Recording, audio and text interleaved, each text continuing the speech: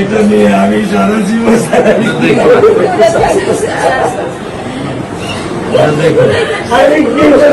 সারা জীবন এই দৃশ্য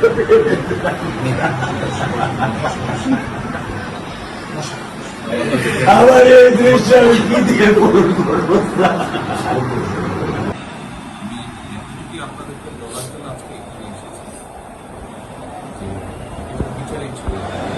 বিচার তুমি খুব সংক্ষিপ্ত সময়, এটা নিয়ে বেশি বলতে পারবো না, কারণ আদালতের বিষয় তো।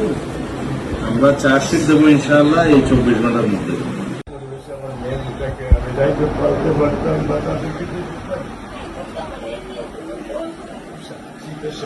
স্যার আপনি আজকে আমার কাছে আসছে, আমি নিজে স্যার কিন্তু আমার সৌভাগ্য আমার মেয়ে।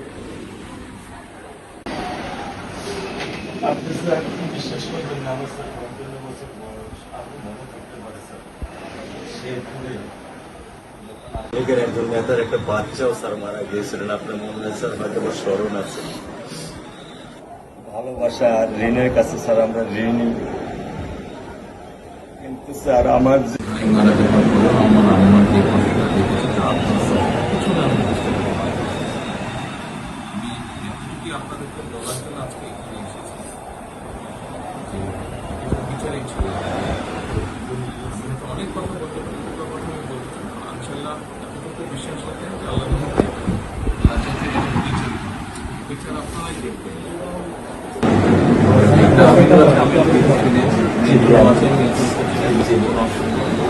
আর আসামিকে ধরা হয়েছে, ব্যবস্থা করা হচ্ছে, এরপরে বিচার ইনশাল্লাহ আইন উনিও কন্যা সন্তান, আমিও কন্যা সন্তান, উনিও কন্যা সন্তান। কাজে আমরা জানি কন্যা সন্তানের কষ্টটা আমরা একটা ছবি ছিল স্যার, কিছু বলে তোলেন না, আমি শুধু আপনি মেয়ের বাবা, আপনিও স্যার একজন মেয়ের বাবা।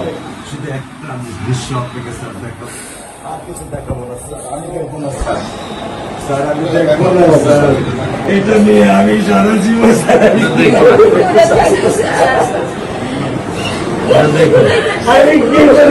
সারা জীবন এই দৃশ্য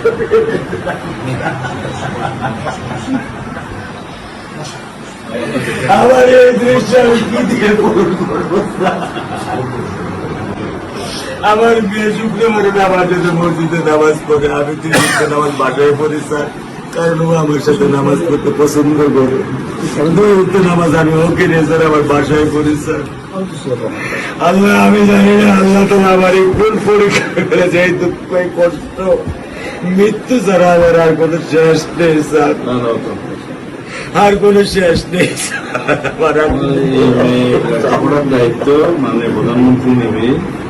আমাদেরকে তো আপনাদেরকে শক্ত হতে হবে না, আপনার তো বড় মেয়েটা রয়ে গেছে, এখন তো ওর জন্য আপনাদেরকে শক্ত থাকতে হবে।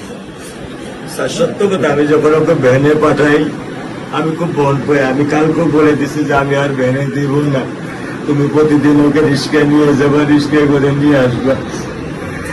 আমি ক্লান্ত স্যার, 10 বছর বয়স থেকে স্যার অবহেলা পেতে পেতে পেতে পেতে স্যার আমি আর নিতে পারতেছি না স্যার। আল্লাহ আমার ভাগ্যে দিচ্ছে, আমি কি করবো কি করবো? বলেছেন মেয়ের লেখাপড়া হবে, ধৈর্য ধরো, ইনশাআল্লাহ বিচার তুমি খুব সংক্ষিপ্ত সময়। এটা নিয়ে বেশি বলতে পারবো না, কারণ আদালতের বিষয় তো। আমরা চার্জশিট দেবো ইনশাআল্লাহ এই 24 ঘন্টার মধ্যে। আমি সত্য কথা বলি, আমার 55 বছর বয়সে আমি এত দ্রুত, এত সুন্দর, এত সুচারুভাবে আমি কখনো দেখিনি। এটা আমি বুঝতে পারছি না, এটা তো বুঝতে পারছি, আমি বুঝতে পারছি স্যার। এটা প্রধানমন্ত্রী চলে আসছেন, এটা আমার সৌভাগ্য। আমি সত্যিকার ভাবে স্যার আমি বলি, আমি এটা স্যার প্রত্যাশা করিনি যে আপনার মতো মানুষ আমার এই 10,000 টাকার একটা ফ্ল্যাটে স্যার আপনি পা রাখবেন, কিন্তু এই বিশ্বাস ছিল যে আপনি আর 10 জন না। যে মানুষ ট্রাফিক সিগন্যালে দাঁড়িয়ে থাকে, নিয়ম মেনে চলে, সে মানুষকে বুঝতে স্যার আমার এইটুকু বয়সে স্যার যথেষ্ট স্যার। স্যার কোন আপনি একটু ধৈর্য ধরবেন, আমি ওকে আপনি কোনো বিচার নিয়ন্ত্রণ চেয়েছেন, করতে ইনশাআল্লাহ পারতেছি না। আল্লাহ চায় আপনার সন্তানের এই অবস্থার জন্য যে দায়ী তার বিচার ইনশাল্লাহ হবে, সেটা শীঘ্রই হবে। এগুলো দেখুন। আর মালিক যে আল্লাহ তাআলা মালিক, ওনার কাছে সাহায্য চাই।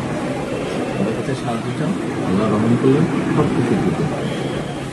মানুষ হিসেবে আমাদের যেটা করার আমরা স্যার মিরপুর 10 নম্বর আইডিয়াল স্কুলে ক্লাস 9 এ পড়েছে। টোটাল ওগুলা নিয়ে চিন্তা করবেন না, ওগুলা ইনশাল্লাহ ব্যবস্থা। আপনি যখন যেহেতু বলেছেন, আপনি আপনার কষ্টের কথা বলেছেন, সেই ব্যাপারে আমরা যেটা আমাদের পক্ষে সম্ভব ইনশাল্লাহ করব। আপনি কিছু বলবেন?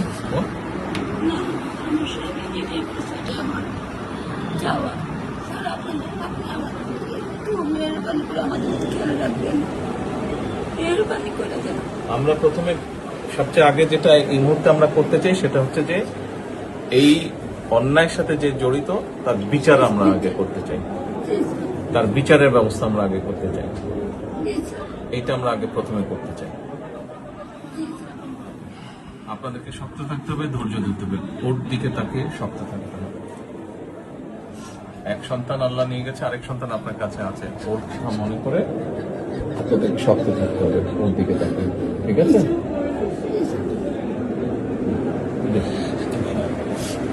চলিয়ে আসবে, হ্যাঁ ভাই।